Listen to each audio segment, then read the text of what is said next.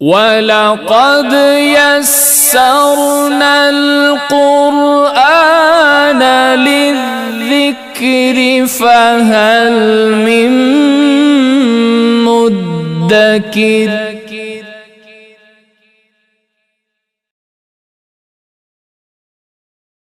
اعوذ باللہ من الشیطان الرجیم بسم اللہ الرحمن الرحیم۔ سورہ البقرہ آیت نمبر 45 اور 46۔ وَاسْتَعِینُوا بِالصَّبْرِ وَالصَّلَاةِ وَإِنَّهَا لَكَبِیرَةٌ إِلَّا عَلَى الْخَاشِعِینَ الَّذِینَ یَظُنُّونَ أَنَّهُم مُّلَاقُو رَبِّهِمْ وَأَنَّهُمْ إِلَیْهِ رَاجِعُونَ۔ اس کا ترجمہ ہے، اور صبر اور نماز سے مدد حاصل کرو، اور بے شک نماز ضرور بھاری ہے مگر ان پر جو دل سے میری طرف جھکتے ہیں، جنہیں یقین ہے کہ انہیں اپنے رب سے ملنا ہے اور انہیں اسی کی طرف لوٹ کر جانا ہے۔ اب دیکھیے کہ اس آیت کا پچھلی آیتوں سے چند طرح کا تعلق ہے۔ ایک تو یہ کہ پہلے بنی اسرائیل کو اپنے پرانے دین چھوڑنے اور نئے اختیار کرنے کا حکم دیا گیا، نیز نماز باجماعت ادا کرنے کا اور زکوٰۃ دینے کا حکم دیا گیا، اور یہ کام ان پر بہت زیادہ بھاری تھے، لہٰذا اب اس آیت میں وہ ترکیب بتائی گئی جن سے ان کی مشکل آسان ہو جائے۔ دوسرے یہ کہ اس سے پہلے بنی اسرائیل کو علاج بتایا گیا تھا، اور اب وہ ترکیب بتائی جس سے وہ علاج آسان ہو۔ اب دیکھیے کہ آیت میں استعین، استعانت کے معنی مدد مانگنا اور مدد حاصل کرنا، یعنی اللہ سے بذریعہ صبر اور نماز کے لیے مدد مانگو یا نماز اور صبر سے مدد حاصل کرو۔ پھر بالصبر، یہ با جو ہے یا استعانت کی ہے یا پھر صلے کی، یعنی صبر اور نماز کے ذریعے اپنے رب سے مدد مانگو یا صبر اور نماز سے مدد حاصل کرو۔ صبر کے معنی کیا ہے؟ صبر کے معنی ہے روکنا، اپنے آپ کو روکنا۔ اصطلاح میں کامیابی کی امید سے مصیبت پر بے قرار نہ ہونے کو صبر کہتے ہیں۔ صبر کی 3 قسمیں ہیں: مصیبت میں صبر کرنا، عبادت اور اطاعت کی مشقتوں پر صبر کرنا اور ان پر قائم رہنا، اور نفس کو گناہ کی طرف مائل ہونے سے روکنا۔ اس کو یوں سمجھ لیجئے کہ مصیبت میں دل چاہتا ہے کہ بے قراری اور بے چینی کا اظہار کرے، اب دل کو قابو میں رکھنا اور اللہ کی رضا پر راضی رہنا، تو یہ پہلی قسم کا صبر ہے۔ یعنی کہ اگر آپ پر کوئی مصیبت آئی ہے، تکلیف آئی ہے، اور آپ چیخیں ماریں، اونچی اونچی روئیں، شور مچائیں، لوگوں کو بتائیں کہ جی مجھ پر یہ مصیبت آ گئی ہے، مجھ پہ یہ مصیبت آ گئی ہے، تو ان ساری چیزوں کو روکنا، یہ سب کچھ نہ کرنا، خاموش رہنا، اللہ کی رضا پر راضی رہنا، یہ کیا ہے؟ یہ صبر کی پہلی قسم ہے۔ جو دوسری قسم ہے صبر کی، کہ جیسے سردی کے موسم میں ٹھنڈے پانی سے وضو کرنے کی ہمت نہیں پڑتی، پھر اسی طرح زکوٰۃ نکالنے کو دل نہیں کرتا، اب دل پر جبر کرنا ہے، یعنی زبردستی کرنا ہے، اور ٹھنڈے پانی سے وضو بھی کرنا ہے اور زکوٰۃ بھی نکالنی ہے، تو یہ دوسری قسم کا صبر ہے۔ پھر ہمارا جو دل ہے برے کاموں کی طرف مائل ہوتا ہے، یعنی جیسے کہ گانے بجانے کی طرف دل مائل ہوتا ہے۔ پھر جو ہم دیکھتے ہیں دوسرے لوگوں کو جو کہ دھوکے فراڈ سے بہت پیسہ کما رہے ہیں، جیسے سود وغیرہ ہے، تو اس سے بھی بڑا پیسہ ان کو آ رہا ہے اور بڑے مزے کر رہے ہیں، تو ہمارا دل چاہتا ہے کہ ہم کیوں غربت کی زندگی گزار رہے ہیں، ہم بھی اس طرح دھوکے فراڈ کریں اور پیسہ کمائیں، سود لیں اور ہم بھی عیش کریں۔ اب اس حرکت سے اپنے دل کو روکنا، ان کاموں سے خود کو روکنا اور اپنے آپ کو ان کاموں کی طرف نہ جانے دینا، یہ تیسری قسم کا صبر ہے۔ یعنی یہ ساری قسمیں جو ہیں یہ صبر کی ہیں۔ اب اس جگہ پر جو آیت میں ذکر ہو رہا ہے جس صبر کا، تو یہاں پر یہ تینوں قسم کے صبر جو ہیں وہ مراد ہو سکتے ہیں۔ بعض علماء کرام جو ہیں وہ فرماتے ہیں کہ یہاں پر صبر سے روزہ مراد ہے، کیونکہ اس میں بھی نفس کو خواہشات سے روکنا ہوتا ہے، اگرچہ نماز روزے پر مقدم ہے لیکن اس جگہ روزہ مقدم ہے نماز کے اوپر۔ بعض نے فرمایا کہ صبر ہر مقام کا علیحدہ ہے، یعنی ہر مقام کا الگ الگ صبر ہے۔ جہاد میں نہ بھاگنا یہ بھی صبر ہے، نماز کو ہمیشہ پڑھنا یہ بھی صبر ہے، گناہوں سے توبہ کرتے رہنا، استغفار کرتے رہنا یہ بھی صبر ہے۔ غرض یہ کہ اس میں بہت زیادہ، یعنی کہ ہم اس کی بہت ڈیفینیشن بیان کر سکتے ہیں۔ صبر جو ہے وہ ایک قسم کی ورزش بھی ہے۔ جس طرح ورزش کرنے والا پہلوان بھاری بوجھ اٹھا سکتا ہے اور دشمن سے مقابلہ کر سکتا ہے، اسی طرح صابر بندہ بڑی بڑی بلاؤں کا، بڑی بڑی تکلیفوں اور مصیبتوں کا مقابلہ کر سکتا ہے۔ یا ظاہر سی بات ہے، جو صابر ہوگا، جو صبر کرنے والا ہوگا، اس پہ جتنی مرضی تکلیفیں آ جائیں تو وہ مقابلہ کر سکتا ہے، وہ خاموش ہے، اللہ تعالیٰ کی رضا میں راضی ہے۔ لیکن جو بے صبر ہے، جو بے صبرا ہوتا ہے، اس کا دل چھوٹا ہوتا ہے، وہ دل چھوڑ جاتا ہے، برداشت نہیں کر پاتا۔ اللہ تعالیٰ ہمیں بھی صابر لوگوں میں شامل فرمائے، آمین۔ آگے ہے والصلاۃ، یعنی نماز۔ چونکہ نماز بھی صبر ہے، ظاہری اور باطنی اعضاء کو پابند کرنا پڑتا ہے، نیز بعض وقت اس کی وجہ سے کچھ تکلیفیں بھی برداشت کرنی پڑتی ہیں، اس لیے صبر کے بعد اس کا یہاں پر ذکر ہوا ہے۔ یہاں پر صلاۃ سے پنجگانہ نماز بھی مراد ہو سکتی ہے، اور یا پھر خاص نمازیں بھی مراد ہو سکتی ہیں کہ ان کے ذریعے مدد حاصل کی جاتی ہے۔ یعنی کہ مصیبت کے وقت خاص نماز، جیسے کہ کوئی بھی مشکل آ جاتی ہے تو ہم نماز ادا کریں، پھر اسی طرح کوئی حاجت ہے تو ہم صلاۃ الحاجت جو ہے وہ ادا کرتے ہیں، قحط سالی میں نماز استسقاء وغیرہ ادا کی جاتی ہیں۔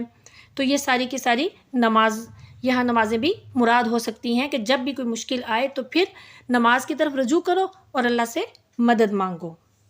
چونکہ نماز انسان کو دنیا سے بے خبر کر کے اللہ کی طرف متوجہ کرتی ہے، اس لیے اس کی برکت سے دنیا کی مشکلیں دل سے بھول جاتی ہیں، فراموش ہو جاتی ہیں۔ تفسیر عزیزی نے اس جگہ پر بیان فرمایا ہے کہ جب حضور نبی اکرم صلی اللہ علیہ وآلہ وسلم کے گھر میں فاقہ ہوتا تھا اور رات میں کچھ ملاحظہ نہ فرماتے تھے اور جو بھوک ہے وہ غلبہ کرتی تھی، تو حضور نبی اکرم صلی اللہ علیہ وآلہ وسلم دربار مسجد میں تشریف لا کر نماز میں مشغول ہو جاتے تھے۔ حضرت ابن عباس رضی اللہ عنہ فرزند کی وفات کی خبر سن کر نماز میں مشغول ہو گئے اور نماز کو اتنا دراز کیا کہ جب لوگ دفن کر کے لوٹے تب آپ فارغ ہوئے۔ تو لوگوں نے اس کی وجہ پوچھی تو آپ نے فرمایا کہ مجھے اس فرزند سے بہت محبت تھی، میں اس کی جدائی کا صدمہ برداشت نہیں کر سکتا تھا، تو اس لیے میں نماز میں مشغول ہو گیا کہ میں اس صدمے سے بے خبر ہو گیا۔ پھر آپ نے یہی والی جو آیت ہے وَاسْتَعِینُوا والی یہ تلاوت فرمائی۔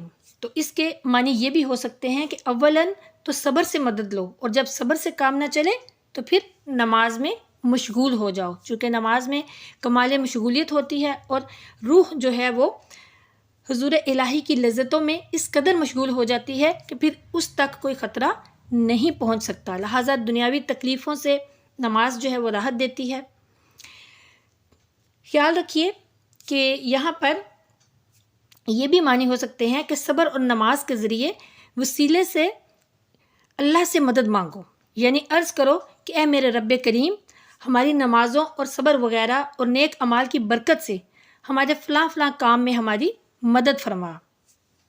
جیسا کہ ایک بہت مشہور واقعہ ہے غار میں پھنسے ہوئے جو لوگ تھے ان کا، کہ غار میں پھنس جانے والے 3 اسرائیلیوں کا قصہ حضور نبی اکرم صلی اللہ علیہ وآلہ وسلم نے بیان فرمایا کہ انہوں نے اپنے اعمال کے توسل سے دعا کی اور رہائی پائی۔ جب ہمارے مشکوک اعمال جن کی مقبولیت یقینی نہیں وہ وسیلہ قبول دعا بن سکتے ہیں، تو حضور نبی اکرم صلی اللہ علیہ وآلہ وسلم جو کہ یقیناً مقبول ہیں، ان کی ہر ادا رب کو پیاری ہے، تو پھر پیارے آقا صلی اللہ علیہ وسلم کا توسل بھی ضرور بضرور درست ہے۔ تو پیارے آقا صلی اللہ علیہ وسلم کے توسل سے ہر دعا اپنی مانگیں، بے شک وہ قبول ہوتی ہے۔ آگے ہے لا کبیرۃن، یہاں کبیرہ کے معنی ہے شاق، دشوار، یعنی بھاری۔ الا علی الخاشعین، خاشعین خشوع سے بنا ہے جس کے معنی ہے عاجزی یا اللہ کی طرف مائل ہونا یا سکون قلب، یعنی کہ نماز جو ہے وہ سب پر بھاری ہے سوائے ان کے جن کے دل میں سکون ہے، یا وہ اللہ کے سامنے عاجز ہیں، یا ان کا جو میلان ہے وہ اللہ کی طرف ہے۔ الذین یظنون ظن سے بنا ہے جس کے حقیقی معنی ہے گمان اور مجازی معنی ہے یقین۔ یہاں پر ظن بمعنی یقین ہے کیونکہ قیامت وغیرہ پر یقین رکھنا ہی ایمان ہے اور شک کرنا کفر ہے۔ انہم ملاقو ربہم، ملاقو ملاقات سے بنا ہے جس کے معنی ہے ملنا۔ یہاں یا تو قیامت میں اللہ سے ملنا مراد ہے، یا پھر حالت نماز میں اللہ سے ملنا مراد ہے، یا پھر موت کے وقت۔ یعنی کہ نماز ان لوگوں پر بھاری نہیں جن کو قیامت میں اپنے رب سے ملنے کا یقین ہے، جو ہر لحظہ اپنی موت کا اندیشہ رکھتے ہیں، یعنی اپنی ہر نماز کو یہ سمجھ کر پڑھتے ہیں کہ یہ ان کی آخری نماز ہے، یا پھر ان پر جو اپنے رب سے ثواب پانے کی امید رکھتے ہیں، یا ان پر کہ جو نماز کے وقت یہ سمجھتے ہیں کہ ہم اپنے رب رحیم اور کریم سے ملاقات کر رہے ہیں اور ہمارا رب ہمیں دیکھ رہا ہے۔ وَأَنَّهُمْ إِلَيْهِ رَاجِعُونَ، راجعون رجوع سے بنا ہے جس کے معنی ہے واپس ہونا اور لوٹنا۔ خلاصہ تفسیر یہ ہے کہ بنی اسرائیل کو حضور نبی اکرم صلی اللہ علیہ وآلہ وسلم پر ایمان لانے اور مسلمانوں کی جماعت سے مل جانے کا حکم دیا گیا، اور یہ ان پر بہت بھاری تھا، لہٰذا انہیں وہ تدبیر بتائی جس سے یہ سارے کے سارے جو کام ہیں وہ آسان ہو جائیں۔ تو اللہ رب العزت نے فرمایا کہ اگر تم پر یہ بات گراں ہو یعنی بھاری ہو تو صبر اور نماز سے مدد لینا۔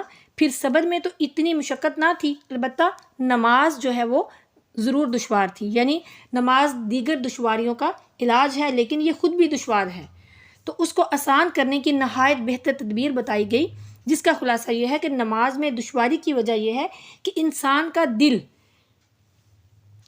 میدان خیال میں آزاد پھرنے کا عادی ہے، اور ظاہری اعضاء دل کے تابع نماز میں ظاہری اعضاء کو تو پورا بند کر لیا گیا ہے کہ ہنسنا بولنا کھانا پینا چلنا سب حرام کر دیے۔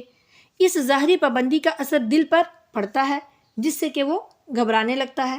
اس گھبراہٹ کی وجہ یہ ہے کہ دل ہر وقت حرکت چاہتا ہے، اس کو سکون اور چین کی عادت نہیں، لہٰذا سب سے پہلے حکم ہوا کہ دل میں خشوع یعنی سکون اور قرار پیدا کرو۔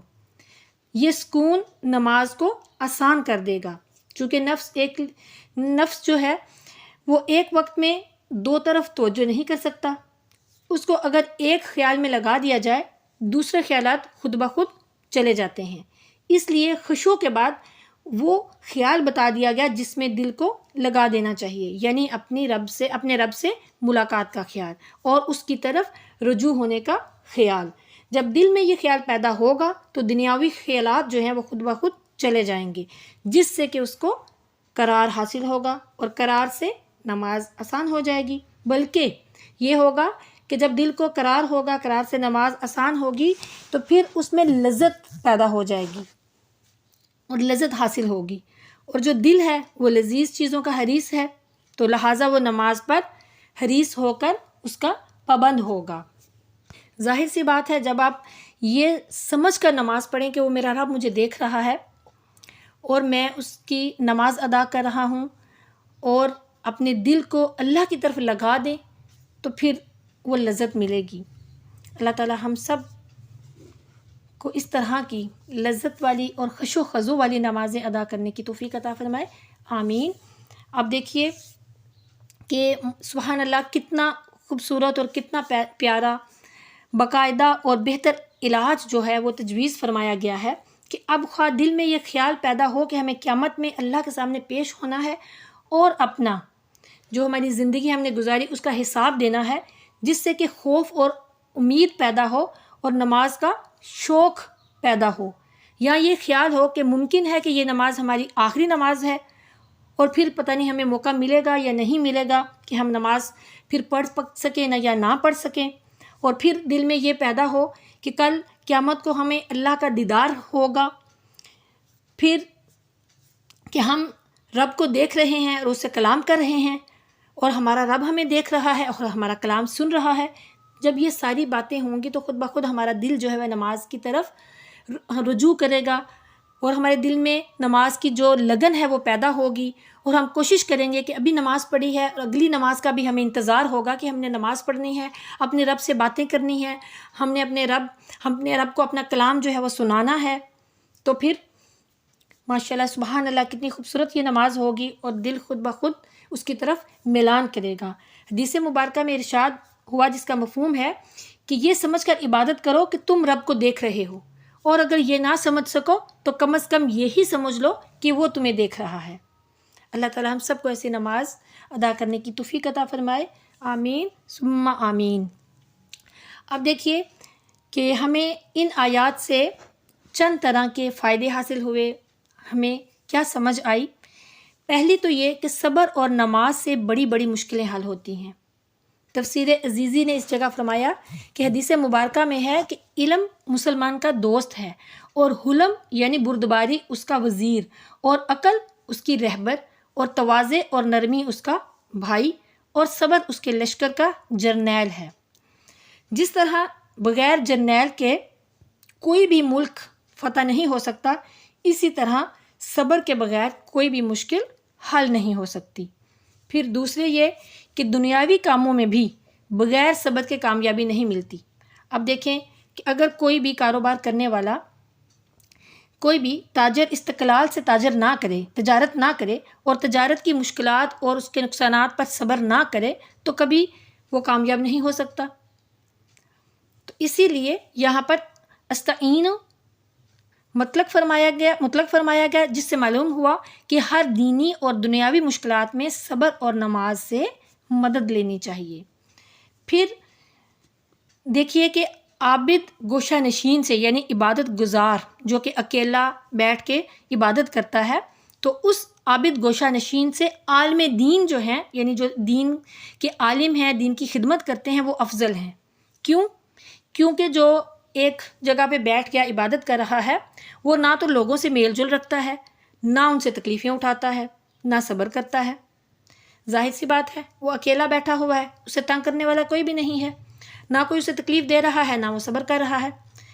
اس کے برعکس یہ ہے کہ عالم دین لوگوں میں رہ کر تبلیغ کرتا ہے، جس کی وجہ سے اسے صدہا مشکلیں پیش آتی ہیں، اس کے بہت سے دشمن بن جاتے ہیں. پھر وہ سب کی اذیتیں برداشت کرتا ہے اور سب اذیتیں برداشت کرتے ہوئے صبر سے اپنے کام کرتا ہے، تو پھر یقیناً وہ بہت بڑے درجے والا ہے. حضرات صحابہ کرام رضوان اللہ علیہم اجمعین انہوں نے بھی تو یہی کام کیا تھا. وہ لوگوں میں رہتے تھے، تبلیغ کرتے تھے اور ان کی اتنی زیادہ تکالیف پر صبر کرتے تھے. اب دیکھیے کہ تفسیر عزیزی نے اس جگہ پر ایک حدیث مبارکہ نقل فرمائی ہے کہ ایک صحابی نے حضور نبی اکرم صلی اللہ علیہ وآلہ وسلم کے زمانے میں ایک پہاڑ کے غار میں جا کر گوشہ نشینی اختیار کر لی. تو حضور نبی اکرم صلی اللہ علیہ وآلہ وسلم نے چند روز بعد صحابہ کرام سے دریافت کیا کہ وہ غیر حاضر کیوں ہیں. تو لوگوں نے بتا دیا، فرمایا کہ ان کو بلاؤ. جب وہ حاضر ہوئے تو ان سے اس کی جو وجہ ہے وہ دریافت کی. تو انہوں نے عرض کی کہ لوگوں کی صحبت عبادت میں خلل ڈالتی ہے. تو حضور نبی اکرم صلی اللہ علیہ وآلہ وسلم نے فرمایا کہ مسلمانوں کی صحبت میں رہ کر مشقتیں برداشت کرنا 60 سالہ تنہائی کی عبادت سے افضل ہے. سبحان اللہ، کیا خوبصورت بات کی پیارے آقا کریم علیہ الصلوۃ والسلام نے. پھر دیکھیے کہ ہمیں اس سے کیا فائدہ ملا ان آیات سے، کہ اللہ سے بذریعہ اعمال دعا کرنا زیادہ قابل قبول ہے. اس لیے کہ اس آیت کے معنی یہ بھی ہو سکتے ہیں کہ بذریعہ صبر اور نماز اللہ سے مدد مانگو. پھر یہ کہ مسلمانوں کو انشاءاللہ عز و جل آخرت میں دیدار الہی ہوگا، کیونکہ یہاں پر فرمایا گیا ملاقو ربہم، اور بغیر دیدار ملاقات ناقص ہے. تو اس لیے دیدار الہی جو ہے وہ انشاءاللہ عز و جل ضرور بالضرور ہوگا آخرت میں تمام مسلمانوں کو. پھر یہ کہ نماز کا بھاری معلوم ہونا نفاق کی علامت ہے، یعنی منافق ہونے کی علامت ہے. حدیث پاک میں فرمایا گیا جس کا مفہوم ہے کہ عشاء اور فجر کی نمازیں منافقین پر بہت دشوار ہیں، کیونکہ منافق نماز کو بیکار جانتا ہے اور مسلمان اس سے ہزارہا امیدیں رکھتا ہے، تو امید کی وجہ سے بھاری کام بھی ہلکے معلوم ہوتے ہیں۔ اللہ تعالی ہمیں منافقین سے بچائے اور ہمیں خشوع و خضوع کے ساتھ نماز ادا کرنے کی توفیق عطا فرمائے اور ہمیں تبلیغ دین کرنے کی توفیق عطا فرمائے۔ اب جو صوفیہ کرام ہیں وہ کیا فرماتے ہیں؟ صوفیہ کرام فرماتے ہیں کہ اس سے پہلے والی جو آیات ہیں اس میں لوگوں کو راہ عشق طے کرنے کا حکم دیا گیا تھا اور محبوب حقیقی نے سب کو اپنی طرف دعوت دی تھی، اور اب یہاں پر ان آیات میں فرمایا جا رہا ہے کہ چونکہ میرا راستہ خاردار ہے اور اس کا طے کرنا دشوار ہے، یعنی اللہ تعالیٰ فرما رہا ہے کہ میرا راستہ خاردار ہے اور اس کا طے کرنا دشوار ہے، اس لیے ہم تم کو 2 سواریاں یا 2 بازو عطا فرماتے ہیں جن پر سوار ہو کر، جن سے اڑ کر تم ہم تک پہنچو گے۔ وہ سواریاں کون سی ہیں؟ صبر اور نماز۔ صبر یعنی شہوات نفسانیہ اور خواہشات حیوانیہ سے پرہیز، اور نماز یعنی دروازہ غیب پر متقف رہنا اور رب کی بارگاہ میں دائم اور قائم رہنا۔ مگر صوفیہ کرام فرماتے ہیں کہ یہ بھی خیال رہے کہ ان سواریوں پر سوار ہونا آسان نہیں ہے، یہ ہر ایک کے قبضے میں نہیں آتی، سوائے ان کے جن پر اللہ تعالیٰ اپنی تجلی فرماتا ہے اور جس سے کہ ان میں سکون پیدا ہو جائے اور یہ تجلی حق سے الفت پیدا کر دے اور خلقت کی کلفت کو دور کر دے، پھر ان کو یقین ہو جائے کہ ہم انشاءاللہ عز و جل اس راستے کو ضرور طے کریں گے اور ایک دن جمال یار کا ضرور مشاہدہ کریں گے، پھر یہ بھی انہیں یقین ہو کہ ہم خود اپنی کوشش سے یہ وادی طے نہیں کر رہے، بلکہ جذبات حق ہم کو اپنی طرف کھینچ رہے ہیں اور اس بحر کی لہریں ہم کو بہائے لے جا رہی ہیں۔ پھر یہ خیال رہے کہ جس طرح پل صراط پر گزرنے والے مختلف ہوں گے، بعض تیز رو ہوں گے اور بعض سست رفتار ہوں گے، اسی طرح اس راستے کو طے کرنے والے مختلف لوگ ہیں، بعض وہ جن کے لیے یہ نماز اور صبر تیز رفتار سواری ہیں، اور بعض وہ جن کے لیے دونوں چیزیں اڑنے والے بازو ہیں، بعض کا چلنا ہلکا ہے اور بعض کا چلنا قوی ہے۔ صوفیہ کرام فرماتے ہیں کہ لوہے کو نرم کر کے اسے ڈھالتے ہیں یا اس کے کل پرزے بناتے ہیں، موم کو پگھلا کر سانچوں میں ڈھالتے ہیں، تو نفس امارہ لوہا ہے، اگر اس میں خشوع، عجز یعنی عاجزی اور نرمی پیدا ہو جائے تو اس کو ہر طرح ڈھالا جا سکتا ہے۔ نماز اور صبر سانچے ہیں، خشوع نفس کو نرم کرنے والی آگ ہے۔ پہلے کیا کرنا ہے؟ پہلے خشوع ہے، پھر عبادات، اور خشوع اور نرمی پیدا کرنے والی چیز موت، اس کی یاد، قیامت کی فکر ہے یا اللہ کی محبت۔ یہاں پر انہی چیزوں کا ذکر ہوا اور اسی ترتیب سے ذکر ہوا۔ عاجز خاک میں باغ لگتے ہیں، نہ کہ متکبر آگ میں، یعنی کہ جو عاجزی ہوتی ہے وہ بہت بہترین چیز ہے کہ عاجز کی جو خاک ہے اس میں باغ لگتے ہیں، پھل پھول پھولتے ہیں، اور جو متکبر ہوتا ہے اس میں تو کچھ بھی نہیں لگتا۔ پھر فرماتے ہیں کہ مشکلات حل کرنے والی چیز نماز اور صبر ہے، انہیں آسان کرنے والی چیز خشوع ہے، اور خشوع موت کی یاد ہے۔ یعنی کہ دیکھیے کہ تمام مشکلات کو حل کرنے والی چیز کیا ہے؟ نماز اور صبر۔ جب بھی مشکل آئے نماز کی طرف رجوع کیجئے اور صبر کیجئے، اور انہیں آسان کیسے کر سکتے ہیں؟ خشوع کے ساتھ، یعنی دل میں اللہ کی محبت، اللہ کا خوف، اللہ سے ملاقات، یہ سب باتیں پیدا کریں۔ اور وہ کیسے پیدا ہوں گی؟ جب ہمیں ہوگا کہ ہم نے مرنا ہے، ہمیں موت آنی ہے، ہم نے اپنی موت کو یاد رکھیں گے، تب ہی یہ چیزیں ہم میں پیدا ہوں گی۔ اللہ تعالیٰ ہمیں خشوع و خضوع پیدا کرے اور نمازی بنائے، صابر بنائے، اپنے نیک لوگوں کے ساتھ، صالحین کے ساتھ ہمارا خاتمہ فرمائے. آمین ثم آمین.